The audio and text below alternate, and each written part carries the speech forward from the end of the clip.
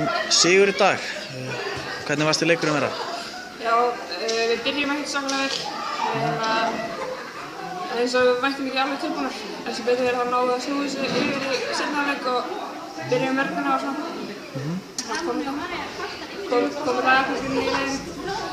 Ánægjulegt að vinna svona í lokin fyrir jólin?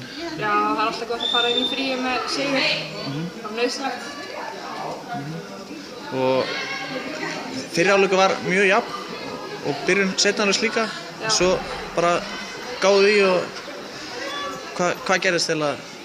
Það var bara að við komum með vörnina inn í þetta og vorum bara nákvæm markværslan, komum hraðagripinn.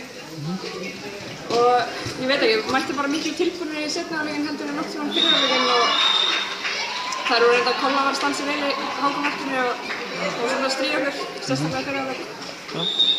Þannig að við náðum svona í seinni hálfleik að horfa aðeins betur á hana og náðum að setja hana aðeins fram hjá hana. Ok.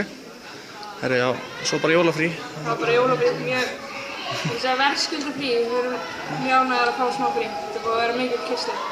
Ok, takk.